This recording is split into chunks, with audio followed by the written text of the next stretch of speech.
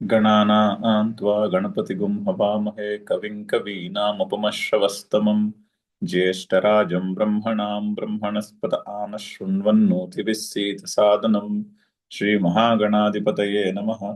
सदाशिवसमारम्भां शङ्कराचार्यमध्यमाम् अस्मदाचार्यपर्यन्तां वन्दे गुरुपरम्पराम्। श्रुतिस्मृतिपुराणानाम् आलयं करुणालयं नमामि भगवत्पादशङ्करं लोकशङ्करं। नारायणं नमस्कृत्य नरं चैव नरोत्तमं देवीं सरस्वतीं व्यासं ततो जयमुदीरयेत्। ఐదో అధ్యాయం మొదలు పెడుతున్నాము. చదువుదాం శ్లోకము. శ్రీ భగవాను రెండోది శ్లోకం. అర్జున ఉవాచ సన్యాసం కర్మణాం కృష్ణ పునర్యోగం చ శంససి యచ్ఛ్రేయత్ ఏతయోరేకం తన్మే బ్రూహి సునిశ్చితం. సో అయితే 3, 4 రెండో చాప్టర్లో మొత్తము చెప్పవలసిన విషయం అంతా కూడా సంగ్రహంగా చెప్పేశారు. గీత యొక్క ఇన్స్ట్రక్షన్ రెండో చాప్టర్తో అయిపోతుంది. యాక్చువల్లీ అర్జునుడికి మనసులో ప్రశ్న లేకపోతే కర్మయోగము జ్ఞానయోగము 2 మార్గాలను చెప్పి, అంటే అర్జుని యొక్క మనసులో నేను నాది అనేటటువంటి అజ్ఞానం ఉన్నది. ఆ నేను నాది అనే అజ్ఞానము దాని వలన కలిగినటువంటి రాగద్వేషాలు, ఆ రాగద్వేషాలతో ఉన్న పర్స్పెక్టివ్లోని తన కర్తవ్యాన్ని చేయడం మానేస్తానన్నాడు. నేను యుద్ధం చేయను, నేను యుద్ధం చేయడం మానేసి సన్యాసం పుచ్చేసుకుంటాను అని అక్కడ మనిషి కోలబడిపోయాడు. సో దానికి మూల కారణము నేను నాది అన్నటువంటి అజ్ఞానం అని గ్రహించి శ్రీకృష్ణుడు ముందు ఆత్మజ్ఞానమును చెప్పి అంటే నేను కర్తను కాను, నీవు కర్తవు కాదు, ఇక్కడ సంఘటనలు జరుగుతాయే కానీ ఇందులో కర్త ఎవడూ లేదు, సో నువ్వు లేచి నువ్వు కర్మ చేయాలి అని చెప్పి సరే నీకు ఆ విషయం అర్థం కావట్లేదా, మరేం పర్వాలేదు, నువ్వేం చేయాలంటే నువ్వు కర్మయోగం చేయాలి, నువ్వు కర్మలను చేస్తూనే ఉండాలి. ఎలా చేయాలి? భోక్తృత్వాన్ని వదిలేసి కర్మలు చేయాలి. అంటే ఏంటి? కామ్యకర్మలన్నీ పక్కన పెట్టి ఫలము యొక్క విషయాన్ని పక్కన పెట్టి కర్తవ్య కర్మానుష్ఠానం చేయాలి. అలా చేయగా అంతఃకరణ శుద్ధి, తద్వారా జ్ఞానప్రాప్తికి యోగ్యత, నేను కర్తను కాను అని తెలుసుకొనుటకు యోగ్యత లభిస్తుంది. అప్పుడు జ్ఞానప్రాప్తి అంటే నేను కర్తను కాను అన్న బుద్ధి నిశ్చయం కలుగుట, తద్వారా మోక్షం అని ఈ విధంగా కర్మయోగము జ్ఞానయోగము రెండింటికి కూడా ఒక పరంపర కనెక్షన్ని పెట్టాడు. ఫస్ట్ కర్మయోగము, తర్వాత జ్ఞానయోగము, తర్వాత మోక్షము అని చెప్పి ఆ జ్ఞానయోగము యొక్క లక్షణాలు చెప్పి, ఆ లక్షణాలను సాధించడానికి కర్మయోగము ఏ విధంగా అనుష్ఠించాలో చెప్పి, అక్కడ మనకి స్థితప్రజ్ఞ లక్షణాలు చెప్పి, ఆ లక్షణాలు ఉన్నవాడు జ్ఞానప్రాప్తికి యోగ్యత కలిగిన వాడు అవుతాడని అదంతా చెప్పుకుంటూ వచ్చేసరికి అర్జునుడికి మనసులో ప్రశ్న వచ్చింది. నువ్వు కర్మయోగం అంటున్నావు, జ్ఞానయోగం అంటున్నావు, అందులోనేమో నాకేది వర్తిస్తుందో క్లియర్గా తేల్చి చెప్పు అన్నాడు. అని ఆ ప్రశ్నకి సమాధానంగా 3వ చాప్టర్ 4వ చాప్టర్లో ఆ ప్రశ్నని క్లారిఫై చేశారు. చాలా డీటెయిల్డ్గా క్లారిఫై చేశారు. కానీ అర్జునుడికి అక్కడ 2 మాటలు వినిపిస్తున్నాయి. ఒకటేమో కర్మయోగము వినిపిస్తున్నది, అంటే నువ్వు ఫలతృష్ణ లేకుండా కర్మలు చేయి. అంటే నేను కర్తను కాను అని తెలుసుకోవడం కష్టం, చాలా సూక్ష్మమైన విషయం. మనం జాగ్రత్తగా పరిశీలిస్తే తెలుస్తూనే ఉంటుంది. ఇప్పుడు ఫర్ ఎగ్జాంపుల్ శ్వాస తీసుకుంటున్నాము, శ్వాస తీసుకోవడంలో మన కర్తృత్వం ఉన్నదా ప్రశ్న. అంటే నేను శ్వాస పీల్చుకోవాలి అనుకుంటూనే శ్వాస పీల్చుకుంటున్నావా, లేక శ్వాస పీల్చుకోవడం అనేది నడుస్తోందా? శ్వాస పీల్చుకోవడం అనేది నడుస్తోంది. నేను సంకల్పించి శ్వాసను పీల్చుకోవట్లేదు, రోజంతా శ్వాస పీల్చుకోవడం నడుస్తోంది ఫర్ ఎగ్జాంపుల్. అలాగే రక్త ప్రసరణ, నా శరీరంలో రక్త ప్రసరణ జరుగుతోంది, నేను సంకల్పించి రక్త ప్రసరణ జరిగేటట్టు చేయట్లేదు. ఆ విధంగా మనం జాగ్రత్తగా ప్రతి కర్మని పరిశీలిస్తే అందులో కర్తృత్వము ఒక ఆస్పెక్ట్ లేదు అని తేలుతూనే ఉంటుంది. కానీ అది ఆ బుద్ధి నిశ్చయం కలగడం చాలా కష్టం. కొంచెం సూక్ష్మంగా పరిశీలించి పట్టుకోవాల్సిన విషయం అది. అందుకని కన్ఫ్యూజన్ ఆ కర్మయోగం. సో ఓకే, అప్పుడు శ్రీకృష్ణుడు దానికి ఒక చక్కని మార్గం చెప్తున్నాడు. కర్తృత్వాన్ని వదిలేయడము కష్టం. సో అందుకని ఏం చేయమంటున్నాడు, ఫస్ట్ భోక్తృత్వం వదిలేయమంటున్నాడు. ఫలము మీద అపేక్ష వదిలేయి అంటున్నాడు. అంటే భోక్తృత్వాన్ని వదిలేస్తే నెమ్మదిగా మనసుకి అలవాటు అవుతుంది. ఆ కాన్సెప్ట్ అలవాటయ్యి భోక్తృత్వాన్ని వదిలేసి కర్మలు చేయగా చేయగా చేయగా చేయగా ఒక పాయింట్కి వచ్చేసరికి అమ్మా నేను కర్తను కాను అన్న బుద్ధి నిశ్చయం కూడా కలుగుతుంది. అందుకనే గురుదేవులు కూడా ఏం చెప్తారు, సాధన ఉండాలి, తర్వాత సాధనతో పాటు సేవ కూడా ఉండాలంటారు.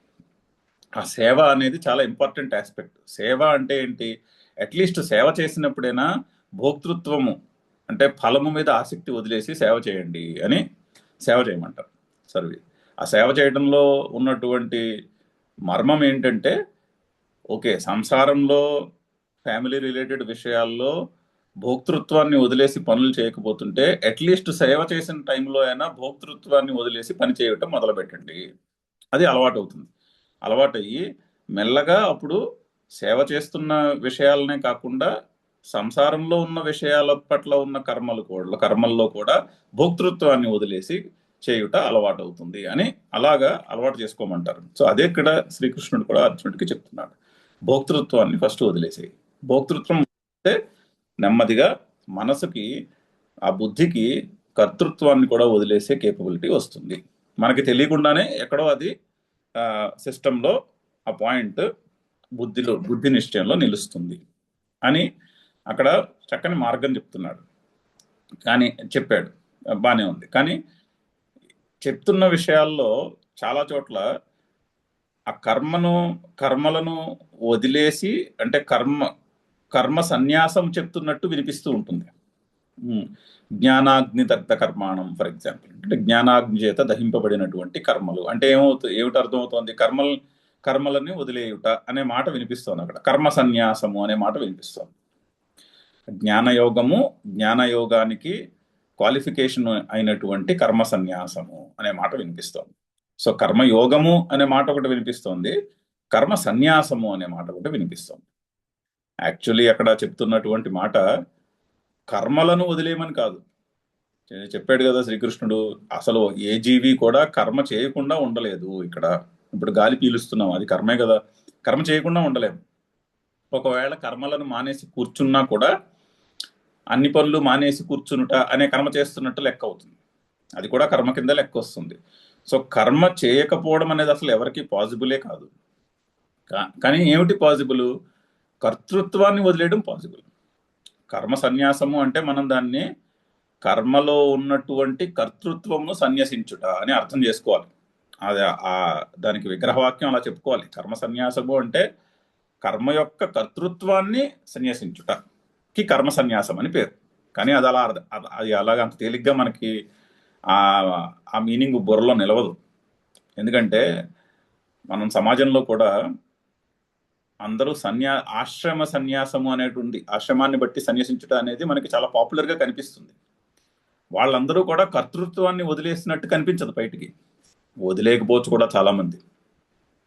ఓన్లీ నేమ్ సేక్ సన్యాసం, నేమ్ సేక్కి ఒక ఆర్గనైజేషన్కి ఎలా అయిపోయి సన్యాసం తీసేసుకుని ఉంటారు చాలా మంది.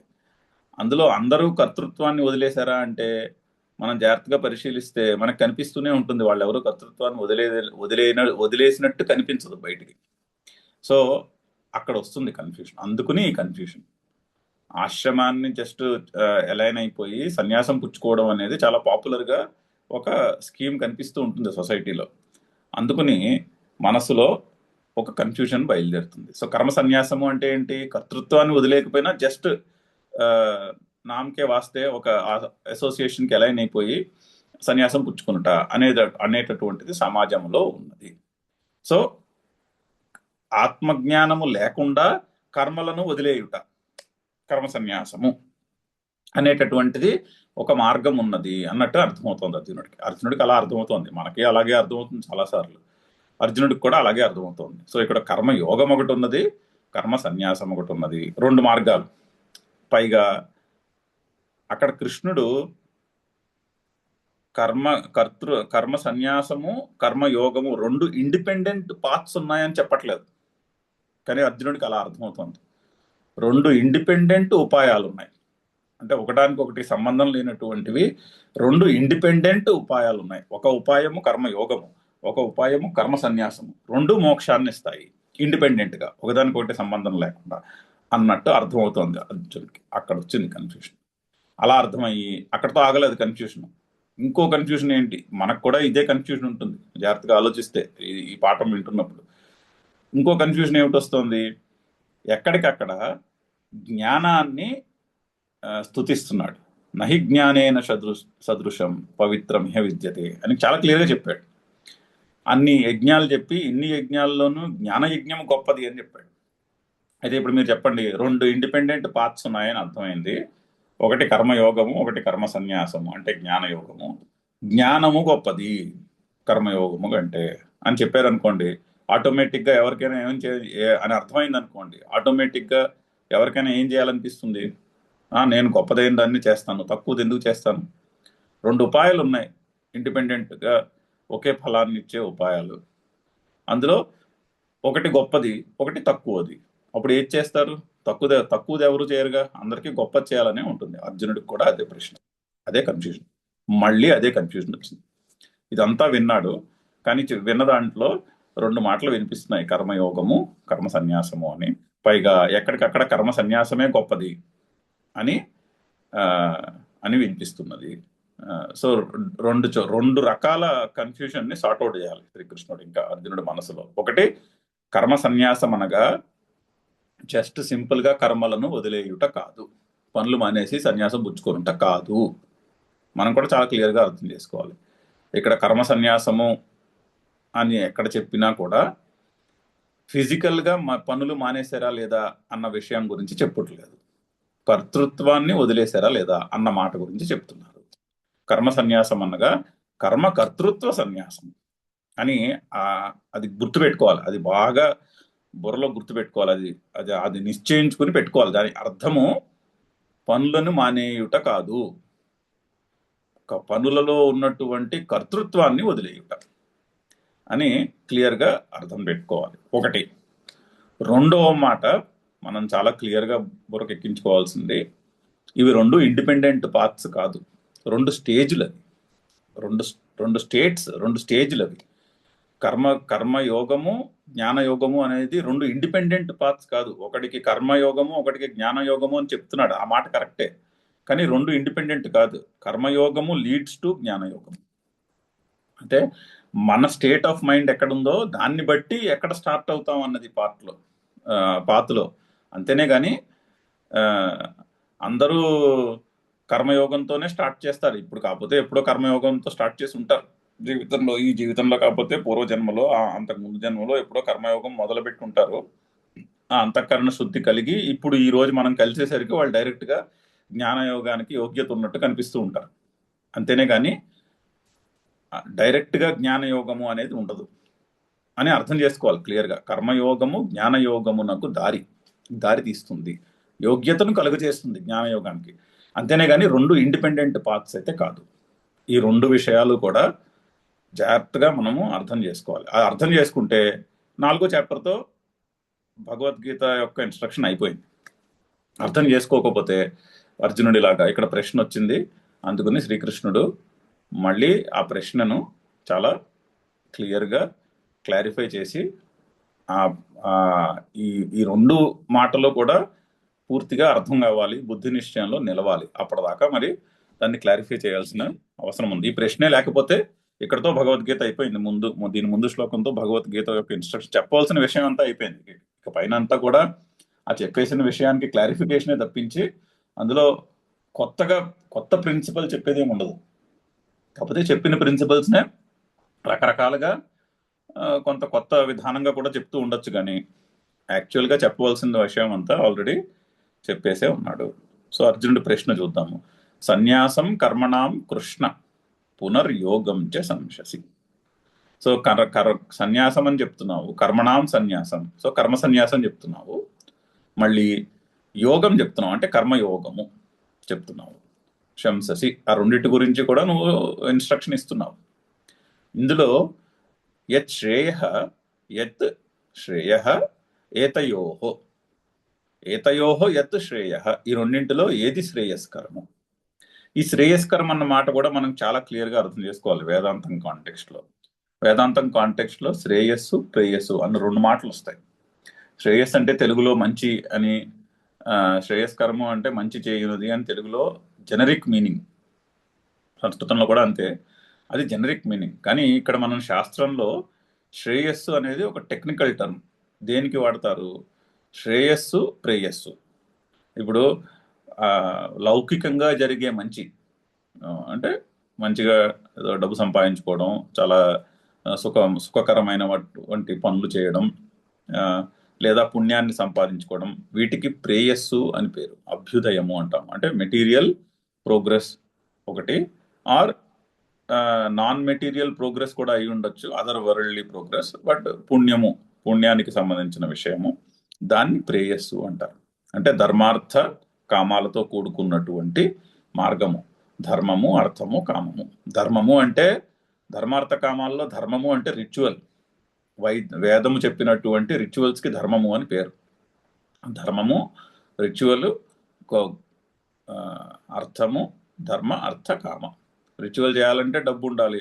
రిచువల్ ఎవరికి సంబంధిస్తుంది అంటే కోరిక ఉన్నవాడికే సంబంధిస్తుంది. ఇప్పుడు వేదంలో చెప్పిన కర్మలు జ్యోతిష్ఠోమేన స్వర్గకామో యజేత అని ఉంది. అక్కడ చాలా క్లియర్గా అధికారి ఎవడు అంటే కోరికున్నవాడు అధికారి. మీమాంసకులు అంటే వేదానికి అర్థం చెప్పిన వాళ్ళు అలాగే చెప్తారు అర్థం. కర్మకి అధికారము కోరికతో వస్తుంది. కోరికలు ఇప్పుడు స్వర్గకామో యజేత అన్నారు. స్వర్గమును పొందాలనుకున్న వాడికి జ్యోతిష్ఠోమ యోగమును విధించారు. ఇప్పుడు మనకి స్వర్గంతో సంబంధమే లేదనుకున్నాం అనుకోండి, జ్యోతిష్ఠోమ యోగంతో సంబంధమే లేదు. అలాగా వేదంలో చెప్పే కర్మలన్నిటికీ కూడా కామ్యకర్మలు అంటాం. కామ్యకర్మలన్నిటికీ సంబంధము కోరికతోటే. కోరిక లేకపోతే అసలు ఆ కర్మతో మనకి సంబంధమే లేదు. సో అది అది కూడా గుర్తుపెట్టుకోవాలి. సో అది ప్రేయస్సు. కోరికలతో చేసే కర్మలు, దానివల్ల వచ్చే ఫలము, దానికి ప్రేయస్ అని పేరు. శ్రేయస్ అంటే మోక్షము అని అర్థం. మోక్షానికి దారికి తీసేదానికి శ్రేయస్ అని పేరు. దానికి ధర్మార్థ కామాలతో సంబంధం లేదు. అంటే ధర్మము అర్థము కామము ఒక జట్టు, మోక్షము అపవర్గము అంటాం దాన్ని, అది ఒక జట్టు. రెండు కేటగిరీలు ఉన్నాయి ధర్మార్థ కామ మోక్షాల్లో. సో అలాగా ధర్మార్థ కామాలకు సంబంధించిన దానికి ప్రేయస్ అని పేరు, ఆ ప్రోగ్రెస్కి ప్రేయస్ అని పేరు. మోక్షము వైపు నడిపించేదానికి శ్రేయస్సు అని పేరు. ఐదర్ ఆర్ అది, ఇది దానికి దారి తీయదు. ప్రేయస్సు శ్రేయస్సుకి దారి తీయదు. ప్రేయస్సు ధర్మార్థ కామాలను ఇస్తుంది, పుణ్యాన్ని ఇస్తుంది, సుఖాన్ని ఇస్తుంది, అంతేనే కానీ మోక్షాన్ని ఇవ్వదు. ఇది కూడా చాలా క్లియర్గా అర్థం చేసుకోవాలి. సో ప్రశ్న అర్జునుడు కరెక్ట్గానే అడుగుతున్నాడు, ఈ రెండిట్లో ఏది శ్రేయస్కరము? ఎందుకంటే goal is very clear. Goal నాకు మోక్షం, సైకలాజికల్ ఫ్రీడమ్ కావాలి. అందులో గోల్ యొక్క విషయంలో అర్జునుడి మనసులో కూడా కన్ఫ్యూజన్ లేదు. గోల్ క్లారిటీ ఉంది, నాకు మోక్షము కావాలి, ఎందుకంటే నాకు సైకలాజికల్ ఫ్రీడమ్ కావాలి. అయితే కానీ అర్థం చేసుకోవడంలో రెండు సెపరేట్ దారులు ఉన్నాయన్నట్టు అర్థమవుతుంది. సో ఈ రెండు దారుల్లో ఏది నాకు శ్రేయస్కరము, రెండింటిలో నాకు ఏది నాకు మోక్షాన్ని ఇస్తుందో, యతయోహో యత్ శ్రేయ ఏకం తత్ మే బ్రూహి సునిశ్చితం, అది నాకు చెప్పు. అంటే ఏదో గోడ మీద పిల్లివాటంలాగా అలా ఉంటే ఇలాగా, ఇలా ఉంటే అలాగా అని చెప్పడం కాదు. అలా అర్థమవుతోంది అర్జునుడికి కృష్ణుడు చెప్పిన మాట. నీకు జ్ఞానానికి యోగిస్తుంటే జ్ఞానము, కర్మకి లేకపోతే నీకు కర్మయోగము అని చెప్తున్నాడు. ఈయన గోడ మీద పిల్లివాటంలాగా అలా ఉంటే అలా బాగుంటుంది, ఇలా ఉంటే ఇలా బాగుంటుంది అని చెప్తున్నాడు. ఇది ఇలా కాదు, ఇలా కాదయ్యా బాబు, నువ్వు చెప్పాల్సింది నాకు క్లియర్గా చెప్పు, సునిశ్చితం. నువ్వు డైరెక్ట్గా నువ్వు డిసైడ్ చేసి నాకు చెప్పు, నాకు ఏది మంచిదో అని ప్రశ్న. ఎందుకంటే మనసులో ఆ కర్మయోగము కర్మ సన్యాసము అని రెండు మాటలు వినిపించి, అందులో పైగా కర్మ సన్యాసం గొప్పది అన్న మాట కూడా వినిపిస్తోంది. పైగా ఈ రెండు ఇండిపెండెంట్గా మోక్షాన్ని ఇస్తాయి అని వినిపిస్తోంది. మరి అప్పుడు నేను కర్మయోగమే, నన్ను ఎందుకు నువ్వు కర్మ చేయమంటున్నావు అని ప్రశ్న వస్తున్నది. ఆ ప్రశ్నకి మనము జాగ్రత్తగా సమాధానాన్ని అర్థం చేసుకోవాలి. కృష్ణుడు కూడా చాలా జాగ్రత్తగా పాపం చాలా డీటెయిల్డ్గా చెప్తాడు, అర్థం చేసుకుందాం మనం కూడా. అయితే దీనికి ముందున్నటువంటి సంబంధ భాష్యం ఉన్నది, కొంచెం సంబంధ గ్రంథం ఉన్నది. 5th చాప్టర్ మొదలవడానికి కాస్త శంకర్లు చాలా ఓపిక్గా ఆ ప్రశ్నను, ఇప్పుడు ఏం చేయాలంటే అర్జునుడు ప్రశ్న అడిగాడు, ఆ ప్రశ్నకి సమాధానంగా ఈ చాప్టర్ నుంచి 5, 6 ఈ చాప్టర్లు నడుస్తున్నాయి. అయితే మరి ఇంత విషయం ప్రశ్న సమాధానంగా చెప్తున్నాడు అంటే ప్రశ్న చాలా ఇంపార్టెంట్ అయి ఉండాలిగా. సో ప్రశ్న యొక్క ఇంపార్టెన్స్ ని మనకు అర్థమయ్యేటట్టు చెప్పాలి. అసలు అర్జునుడి మనసులో ప్రశ్న ఎందుకు వస్తోంది? ఇటువంటి ప్రశ్నే 3వ చాప్టర్ 1st శ్లోకంలో అడిగాడు. ఇటువంటి ప్రశ్న అడిగితేనే 3, 4 చాప్టర్లు కృష్ణుడు చెప్పాడు. మళ్ళీ సిమిలర్ ప్రశ్న ఎందుకు అడుగుతున్నాడు అన్నది క్లియర్గా మనం అర్థం చేసుకోవాలి. అంటే ముందు ప్రశ్నకి విలువను కల్పించాలి. ప్రశ్న యాప్ట్ అయినటువంటి ప్రశ్న అని ముందు దాన్ని ఎస్టాబ్లిష్ చేయాలి. అప్పుడు సమాధానం యొక్క ఇంపార్టెన్స్ పెరుగుతుంది. అలా చెప్పలేదు అనుకోండి, అర్జునుడికి అర్థం కాలేదులే, ఏదో అడుగుతున్న ప్రశ్న అనుకుంటే మరి ఆ సమాధానం యొక్క విలువ పోతుంది. ప్రశ్న విలువైనది అయితే సమాధానానికి కూడా విలువ పెరుగుతుంది. సో ప్రశ్న విలువైనదని ముందు మనకి అర్థమైనట్టు అర్జునుడి మనసులో ఎగ్జాక్ట్లీ అసలు ప్రశ్న ఏమిటి, అసలు ఏమిటి కన్ఫ్యూషన్, మళ్ళీ ఎందుకు అడుగుతున్నాడు, అయిపోయిందిగా అడగడం చెప్పడం, మళ్ళీ ఎందుకు అడుగుతున్నాడు అన్నది కొంచెం జాగ్రత్తగా మనకి నిరూపించవలసినటువంటి అవసరం ఉన్నది. అందుకని శంకర్లు చాలా ఓపిక్గా కొంచెము డీటెయిల్డ్గా సంబంధ గ్రంథం రాశారు. చాలా మంచి సంబంధ గ్రంథము, జాగ్రత్తగా అర్థం చేసుకుంటే కొంచెము మనం ఓపిక్గా చదవాలి. ఆ సంబంధ గ్రంథం చాలా జాగ్రత్తగా అర్థం చేసుకుంటే అప్పుడు శ్రీకృష్ణుడు అసలు అర్జునుడు ఎందుకు ప్రశ్న అడుగుతున్నాడు, ఈ శ్రీకృష్ణుడు చెప్తున్న సమాధానం ఏంటి అని మనం పరిశీలించి దాన్ని గ్రహించగలిగే అవకాశము ఉంటుంది. సో అందుకని కొంచెం ఓపిక్గా 2-3 రోజులు పడుతుంది. ఈ సంబంధ గ్రంథము కొంచెము జటిలంగానే ఉంటుంది మధ్యలో కొంత మేరకు, బట్ కానీ మెల్లగా దాన్ని అర్థం చేసుకునే ప్రయత్నం చేద్దాం. చదువుదాము. కర్మణ్యకర్మ యః పశ్యేత్ ఇత్యారభ్య సయుక్త కృత్స్న కర్మకృత్ జ్ఞానాగ్నిదగ్ధ కర్మాణం శారీరం కేవలం కర్మ కుర్వన్ యదృచ్ఛా లాభ సంతుష్టః బ్రహ్మార్పణం బ్రహ్మహవిః కర్మజాన్ విద్ధితాన్ సర్వం కర్మాఖిలం పార్థ జ్ఞానాగ్నిః సర్వకర్మాణి యోగ సన్యస్త కర్మాణం ఇత్యేతైః వచనైః సర్వకర్మణాం సన్యాసం అవోచత్ భగవాన్. సో అది కన్ఫ్యూజన్ కి స్టార్ట్ పాయింట్. ఈ శ్రీకృష్ణుడు ఈ ముందు చెప్పిన శ్లోకాలన్నీ చెప్పి ఆ శ్లోకాల్లో అర్జునుడికి ఎలా అర్థమవుతోంది, ఆ శ్లోకాల్లో శ్రీకృష్ణుడు ఇత్యేతైః వచనైః సర్వకర్మణాం సన్యాసం అవోచత్ భగవాన్, ఈ శ్లోకాలన్నింటిలోనూ కూడా కర్మ సన్యాసము చెప్తున్నాడు శ్రీకృష్ణుడు, కర్మలను వదిలేయమని చెప్తున్నాడు. అయితే ఒకసారి ఆ శ్లోకాలన్నీ చూసాం మనము, ఒకసారి ఒక్కొక్కటి చిన్నగా పరిశీలిద్దాము. కర్మణ్యకర్మ యః పశ్యేత్ అకర్మణి చ కర్మ యః సహ బుద్ధిమాన్ మనుష్యేషు సయుక్తః కృత్స్న కర్మకృత్ అని చెప్పాడు. సో కర్మణి అకర్మ యః పశ్యేత్, కర్మలయందు అకర్మను చూచుట. అకర్మ అంటే ఇన్యాక్షన్ కాదు, చెప్పుకున్నాం మనం. అకర్మ అంటే యాక్షన్లెస్నెస్ అని అర్థం. అయితే ఇప్పుడు 2 స్కీములు ఉన్నాయండి కర్మలు మనం పరిశీలిస్తే 2 రకాల పర్స్పెక్టివ్స్ ఉంటాయి కర్మలు చేసే వాళ్ళలో.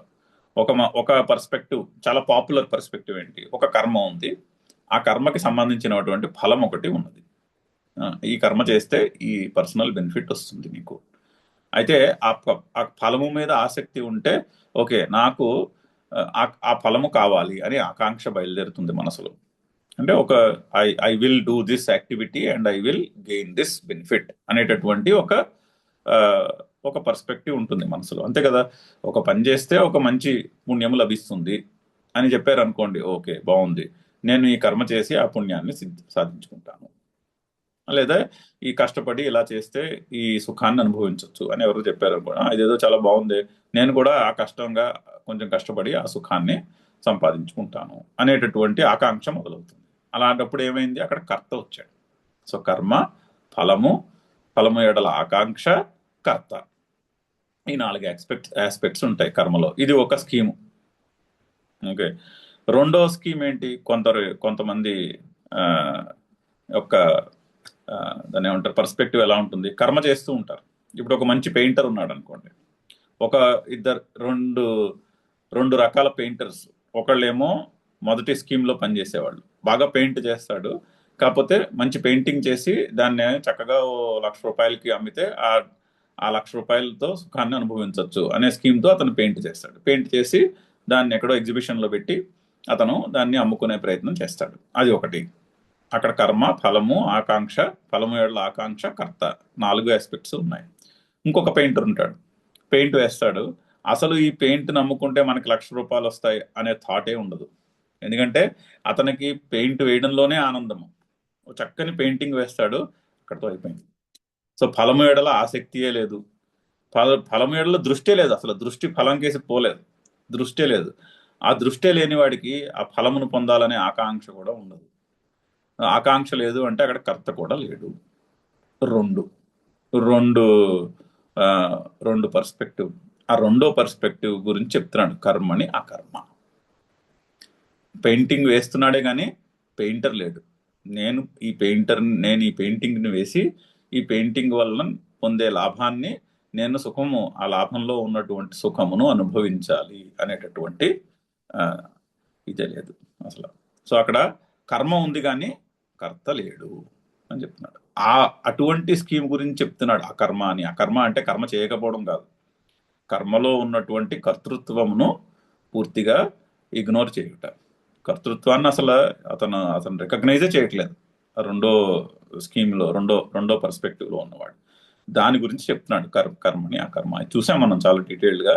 బట్ అక్కడ చెప్తున్న కర్మని అకర్మ అంటే అది గుర్తుపెట్టుకోవాలి, అది చెప్తున్నాడు. సో సహయుక్త కృత్స్న కర్మ కృత్. అటువంటి పర్స్పెక్టివ్ ఉన్నవాడు యోగి, వాడు బాగా అర్థం చేసుకున్నవాడు. కృత్స్న కర్మ కృత్, చేయవలసిన కర్మలన్నీ చేసేసినవాడు అంటే బ్రహ్మానందాన్ని పొందుతాడు, బ్రహ్మానందాన్ని పొందుతాడు అని అర్థం. అయితే ఇక్కడ దాన్ని ఏమంటారు, అపోజిషన్ ఏంటంటే, మీమాంసకులు అంటే కర్మ మీద మంచి అభిమానం ఉన్నవాళ్ళు, వాళ్ళ పర్స్పెక్టివ్ ఏంటంటే, కర్మ అసలు కర్మ దుఃఖం అని చెప్తారు. కర్మ ఫలములో సుఖం ఉంది. ఇప్పుడు ఒక కష్టపడి ఒక క్రతువు చేసామనుకోండి, లెట్సే సత్యనారాయణ వ్రతం చేద్దాం. సత్యనారాయణ వ్రతం చేసామనుకోండి, అది 2 గంటలు పని పడుతుంది. దానికి సంబారాలు సేకరించాలి, పురోహితుడు రావాలి, ఆడ కూర్చుని ఆ కర్మ అంతా చేయాలి 2 గంటలు ఓపిగ్గా. సో కర్మ అదేమీ సుఖంగా ఉండే యాక్టివిటీ కాదు, కానీ దాని వలన వచ్చే పుణ్యములో సుఖం ఉంది. ఫలములో ఉంది సుఖము కానీ కర్మలో లేదు సుఖము అని మీమాంసకుల పర్స్పెక్టివ్. కర్మ దుఃఖము. ఫైనల్గా వాళ్ళు ఏం తేల్చారంటే, కర్మ చేయుట దుఃఖము, కానీ కర్మ యొక్క ఫలములో సుఖము ఉన్నది. సో కర్మ ఫలము మీద ఆసక్తి ఉండాలి ముందు, అప్పుడు ఈ దుఃఖకరమైనటువంటి కష్టపడి పని చేయాలి. చేస్తే ఫలము లభించి ఫలములో సుఖాన్ని అనుభవించాలి. ఇది స్కీము, మీమాంసకుల స్కీము. అంటే కర్మల యందు అభిమానం ఉన్న వాళ్ళ పర్స్పెక్టివ్ అది. కానీ శ్రీకృష్ణుడి పర్స్పెక్టివ్ రెవల్యూషనరీ పర్స్పెక్టివ్, దానికి ఆపోజిట్. ఫలం పక్కన పెట్టు, కర్మలోనే సుఖం ఉంది అని ఈయన అంటున్నాడు, కర్మలోనే ఆనందం ఉన్నది అని శ్రీకృష్ణుడు అంటున్నాడు. చూడండి ఎంత అపోజింగ్ పర్స్పెక్టివ్. కర్మ దుఃఖకరము, కానీ కర్మను కష్టపడి చదువుకోవడం కష్టమే. ఐఐటీలో సీటు సంపాదించాలంటే రోజుకి 15 గంటలో 16 గంటలో 3-4 ఏళ్ల పాటు కృషి చేయాలి, అప్పుడు కానీ సీటు రాదు. కానీ సీటు దొరికిన తర్వాత సుఖం, ఎందుకంటే అక్కడ చదువుకుంటే ఏదో మంచి ఉద్యోగం వస్తుంది, గ్రాడ్యుయేషన్ అయిపోయిన వెంటనే 15-20 లక్షల జీతం వస్తుంది, అది సుఖము. ఫలంలో సుఖం ఉంది, కానీ 2 ఏళ్ళు 3 ఏళ్ళలో ప్రిపరేషన్లో కష్టపడాలి, తర్వాత అక్కడికి వెళ్ళి గ్రాడ్యుయేషన్ కష్టపడి ఫినిష్ చేయాలి, అప్పుడు ఉద్యోగం రావాలి, అప్పుడు సుఖము. ఈ 6 ఏళ్ళు 7 ఏళ్ళు కష్టపడితే దుఃఖాన్ని అనుభవిస్తే కష్టపడి, అప్పుడు ఆ తర్వాత సుఖకరమైనటువంటి ఫలము లభిస్తుంది అని అని మీమాంసకులు, అంటే ఒక పర్స్పెక్టివ్. శ్రీకృష్ణుడు ఏం చెప్తున్నాడు? జీతం వస్తుందిలే, జీతం గురించి మర్చిపో, జీతం కాదు పాయింట్, నీకు భగవంతుడు బుర్ర ఇచ్చాడు కాబట్టి నువ్వు జాగ్రత్తగా చదువుకోవడంలోనే సుఖం ఉన్నది అని శ్రీకృష్ణుడు చెప్తాడు. కర్మలోనే సుఖం ఉన్నది, కర్మలోనే ఆనందం ఉన్నది అని జాగ్రత్తగా వెతుక్కుంటే కర్మ చేయుటలోనే ఆనందం ఉన్నదని శ్రీకృష్ణుడు చెప్తున్నాడు. సో కృత్స్న కర్మ కృత్ అంటే అది, కర్మ చేయుటలోనే బ్రహ్మానందం. ఏ కర్మ చేసినా, ఇప్పుడు ఎలా అంటే ఏ కర్మ చేసినా, ఇప్పుడు మెడిటేషన్ అంటాం. మెడిటేషన్ అంటే ఏంటి? మెడిటేషన్ అంటే ఏం చెప్తున్నారు? మెడిటేషన్ అంటే గురువు గారు ఏం చెప్తారు? అబ్జర్వ్ చేయుట, సాక్షి భావంతో నిలిచి ఉండుట. కళ్ళు మూసుకొని కూర్చున్నాము, ఆలోచనలు వస్తూ పోతూ ఉంటాయి. మనం ఏం చేయాలి? మనం ఏం చేయకూడదు, ఏమీ చేయక్కర్లేదు. ఏమీ చేయకుండా అక్కడ నుంచుని, అక్కడ కూర్చుని కళ్ళు మూసుకుని పరిశీలించాలి. ఓకే, ఈ ఆలోచన వచ్చిందా? ఓకే, దాన్ని అలా పరిశీలిస్తే కొద్ది క్షణాల్లో అది వెళ్ళిపోతుంది, ఇంకో ఆలోచన వస్తుంది. అలా పరిశీలించాలి, పరిశీలిస్తుంటే అది కూడా వెళ్ళిపోతుంది. అలా వచ్చి వెళ్ళి వెళ్ళి వెళ్ళి కొంతసేపు అయ్యేసరికి ఇంకా థాట్స్ రావడం మానేస్తాయి. అప్పుడు సమాధి యొక్క అనుభవం కలుగుతుంది. సో అలా దాన్ని మనము నిర్లిప్తతతో ఆ వచ్చే ఆలోచనల్ని గమనిస్తూ ఉండాలి, అది ధ్యానం. అయితే ఆ ఆ అప్రోచ్ మనం చేసే ప్రతి పనిలోనూ ఉండొచ్చు. ఇప్పుడు మనం పాఠం చదువుతున్నాం అనుకోండి, మనకు తెలుస్తూ ఉంటుంది, ఓకే నాకు చెప్తున్న మాట అర్థం అవుతోంది, చెప్తున్న మాట అర్థం కావట్లేదు అని మనకు తెలుస్తూ ఉంటుందిగా. అంటే సాక్షి ఉన్నాడు, పాఠం వింటున్నప్పుడు కూడా సాక్షి ఉన్నాడు, పాఠం చెప్తున్నప్పుడు కూడా సాక్షి ఉన్నాడు. నాకు తెలుస్తూ ఉంటుంది, నేను చెప్తున్నాను, నేను జాగ్రత్తగానే చెప్తున్నాను, ఈ లైన్ నేను బాగానే చెప్పగలిగాను, నెక్స్ట్ లైన్ చెప్పాలి, ఇక్కడ చదువుతున్నాను, నాకు అర్థమవుతోంది, అయ్యో ఈ పదం యొక్క మీనింగ్ మర్చిపోయాను, ఇప్పుడు ఇది ఎలా చెప్పాలి, నేను దీని అర్థం ఏమై ఉంటుంది. అంటే నేను పాఠం చెప్తున్నాను, చెప్తున్నప్పుడు కూడా నాలో సాక్షి ఉన్నాడు. ఒక సాక్షి చైతన్యము నడుస్తోందని నాకు తెలుస్తూనే ఉంటుంది. మనం జాగ్రత్తగా పరిశీలిస్తే తెలుస్తుంది, పరిశీలిస్తే పట్టుకోగలుగుతాం. సో ప్రతి పనిలోనూ కూడా సాక్షి భావంతో చేయగలిగాం అనుకోండి. పని చేస్తున్నాం కానీ సాక్షి భావంతో చేస్తున్నాం, అబ్జర్వ్ చేస్తున్నాం, అవేర్నెస్తో చేస్తున్నాం. నేను ఇప్పుడు చేయవలసిన పని కరెక్ట్గానే చేస్తున్నానా లేదా, నేను చేయవలసింది సరిగ్గా చేస్తున్నానా లేదా అని చేయాలి అని ఉంటే అందులోనే బ్రహ్మానందము ఉన్నది. ఇప్పుడు పాఠం వింటున్నాము, ఈ పాఠం చదువుకుంటే మనకేం వస్తుందిలే అనే గోల పక్కన పెట్టి అసలు పాఠం అర్థం చేసుకునే దాని మీద ఫోకస్ అయ్యి ఈ చెప్తున్న పాఠం, వింటున్న పాఠం మనకు అర్థం అవుతున్నాయా లేదా అనేటటువంటి ధోరణిలో విన్నాం అనుకోండి, ఆ వినడంలోనే ఆనందం ఉంది, ఆ చెప్పడంలోనే ఆనందం ఉంది. తర్వాత వచ్చే ఫలం ఎవరికి తెలుసు, దాని గురించి అసలు ఆ విషయమే బుర్రలో థాట్లోకి రాదు. సాక్షి భావంతో చేస్తే అది ఏ పనైనా అలా చేయొచ్చు. ఇంట్లో కూరలు జరుగుతున్నా అలా చేయొచ్చు, ఆఫీస్కి వెళ్ళి ఉద్యోగం చేసినా అలా చేయొచ్చు, ఏ పని చేసినా కూడా సాక్షి భావంతో చేయొచ్చు. సాక్షి భావంతో చేస్తే ప్రతి పని మెడిటేషన్గా తయారవుతుంది, ప్రతి యాక్టివిటీ మెడిటేషన్ అయిపోతుంది, జీవితంలో ప్రతి క్షణము మెడిటేషన్ అయిపోతుంది. ఇప్పుడు గురుదేవులు లాంటి వాళ్ళని చూస్తే, జాగ్రత్తగా పరిశీలిస్తే వాళ్ళు ఏ పని చేసినా ఈ పర్స్పెక్టివ్తో చేస్తున్నారని క్లియర్గా తెలుస్తూ ఉంటుంది, కొంచెం మనం సూక్ష్మంగా పరిశీలిస్తే. అందుకని వాళ్ళు కర్మ చేయడంలోనే బ్రహ్మానందాన్ని పొందుతారు. అది ఇక్కడ కృష్ణుడు చెప్తున్నది, సహయుక్త కృత్స్న కర్మ కృత్. ఆ అవేర్నెస్ ని ప్రతి యాక్షన్ లోకి తీసుకొస్తే జీవితంలో ప్రతి క్షణము కూడా మెడిటేషన్ లా తయారవుతుంది. అప్పుడు కర్మ చేయుటలోనే బ్రహ్మానందమును పొందొచ్చు. దాని యొక్క ఫలముని, అసలు ఫలం గురించి థాటే రాదు బుర్రలోకి. సో కర్మని అకర్మయ పశ్యేత్ సహయుక్త కృత్స్న కర్మ కృత్ అని చెప్పాడు. కానీ ఇది అర్జునుడికి అలా అర్థం కాలేదు. కర్మలో ఇనాక్షన్ అని అర్థమైంది, అంటే కర్మలు చేయకపోవట అనేది ఒకటి ఉంది అని అర్థమవుతుంది అర్జునుడికి. మనకి అలాగే అర్థమై ఉంటుంది మొదటిసారి, అలాగే అర్థమైంది అర్జునుడికి కూడా. అది కన్ఫ్యూషన్కి దారి.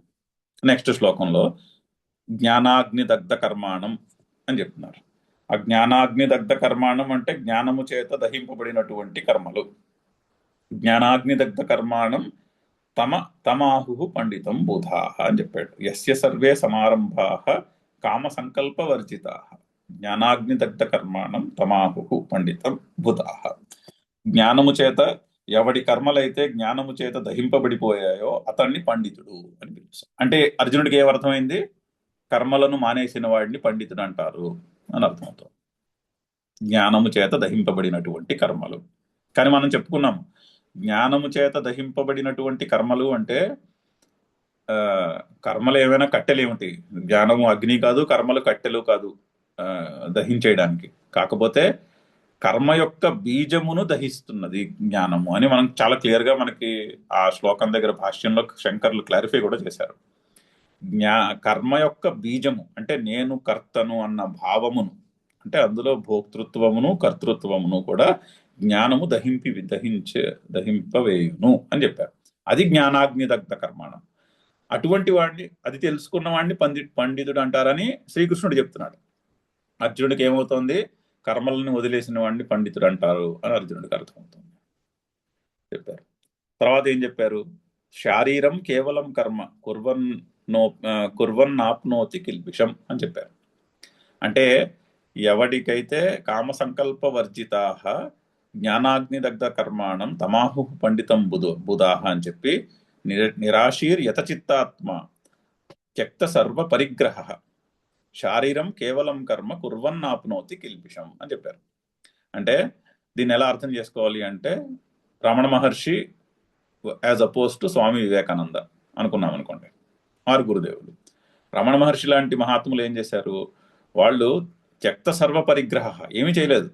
జ్ఞానులు, వాళ్ళు ఏమీ పెద్ద కర్మలు ఏం చేయలేదు. వాళ్ళు చేసింది ఓన్లీ శారీరం కేవలం కర్మ, ఓన్లీ శరీర యాత్రకు ఎంతవరకు అవసరమో అంతవరకే కర్మలు చేశారు. అంతకు పైన రమణ మహర్షి ఏమి కర్మలు ఏం చేసేవారు కాదు. ఉండేవారు, ఎవరన్నా పురుషులు అడిగితే సమాధానం చెప్పేవారు.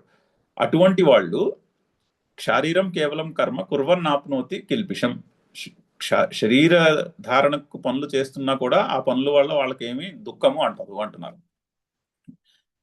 అది ఒక ఆయన వాళ్ళు కూడా జ్ఞానులే.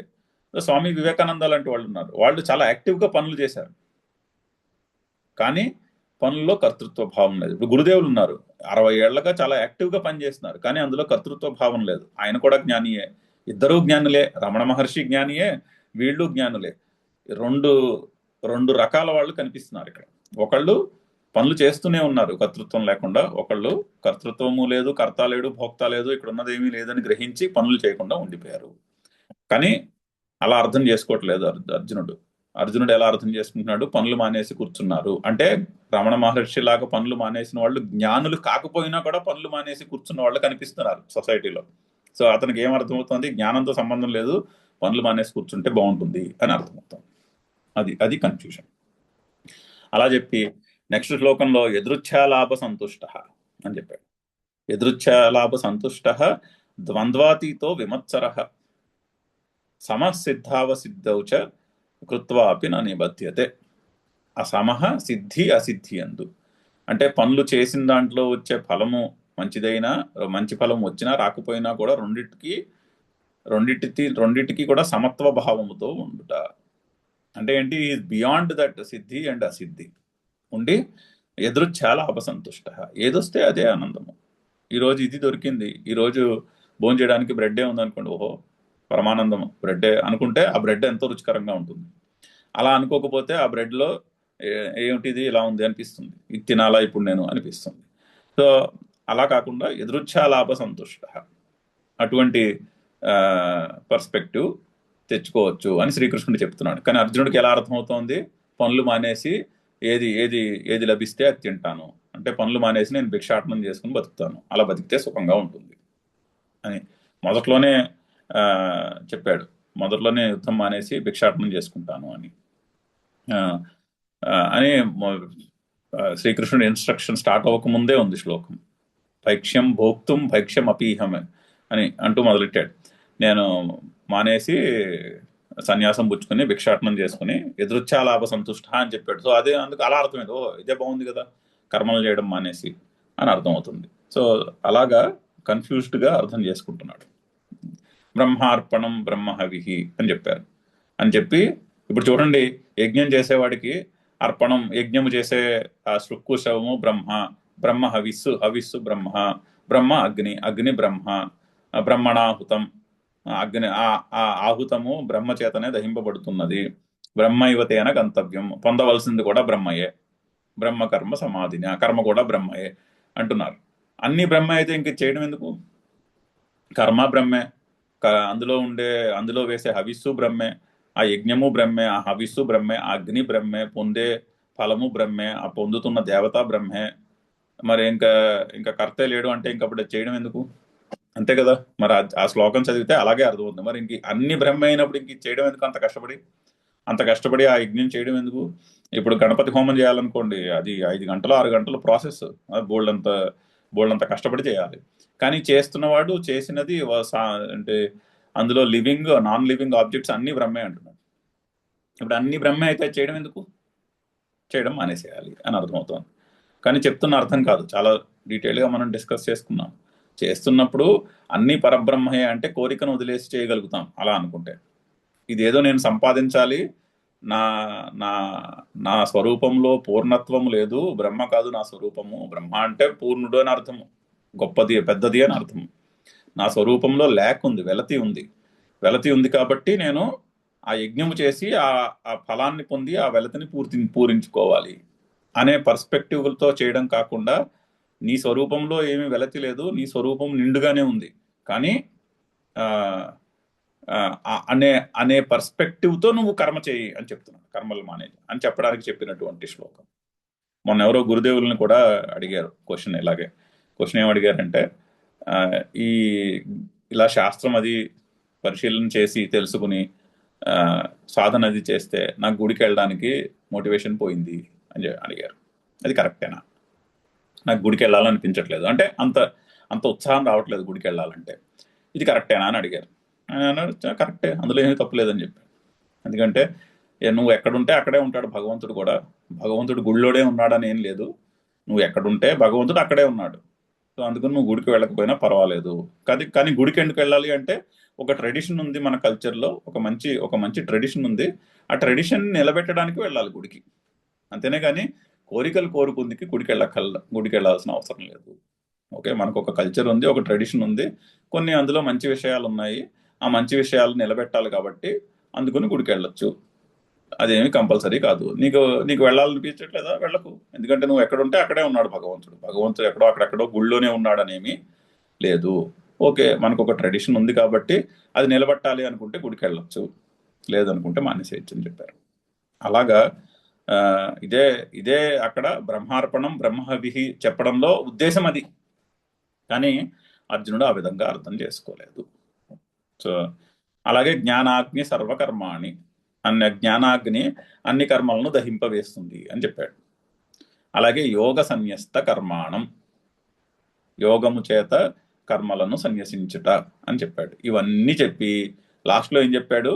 నువ్వు మాత్రం లేచి కర్మయోగము చేయి అని చెప్తున్నాడు. సో పైన చెప్పిన మాటలన్నీ ఇత్యేతై వచనై సర్వకర్మాణం సన్యాసం అవోచత్ భగవాన్ అని అర్జునుడికి అర్థమవుతోంది. ఈ పైన చెప్పిన మాటలన్నీ కూడా శ్రీకృష్ణుడు ఏం చెప్తున్నాడు? కర్మ సన్యాసం చెయ్యి అని చెప్తున్నాడు, అంటే కర్మలను వదిలేసేయి అని చెప్తున్నాడు కృష్ణుడు అని అర్థమవుతోంది. తర్వాత ఏముంది? చిత్వైనం సంశయం యోగం ఆతిష్టోత్తిష్ట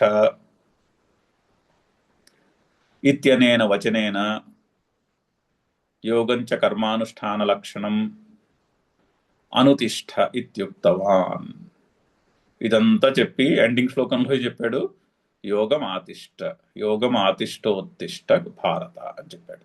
నువ్వు లేచి నీ కర్మలను చేయవయ్యా అన్నాడు. యోగము అంటే కర్మయోగము. శ్రీకృష్ణుడు ఏం చెప్తున్నాడు? కర్తృత్వాన్ని వదిలేసి కర్మలను చేయని చెప్తున్నాడు. కానీ అర్జునుడికి ఏ విధంగా అర్థమవుతుంది? కర్మలను చేయకపోవటయే గొప్పది అని చెప్తాం. సో చిత్వైనం సంశయం యోగం ఆతిష్టోత్తిష్ట భారత ఇత్యనేన వచనేన యోగంచ కర్మానుష్ఠాన లక్షణం అనుతిష్ట ఇత్యుక్తవా. అది కన్ఫ్యూషన్. రెండు విషయాలు చెప్తున్నాడు ఒకేసారి.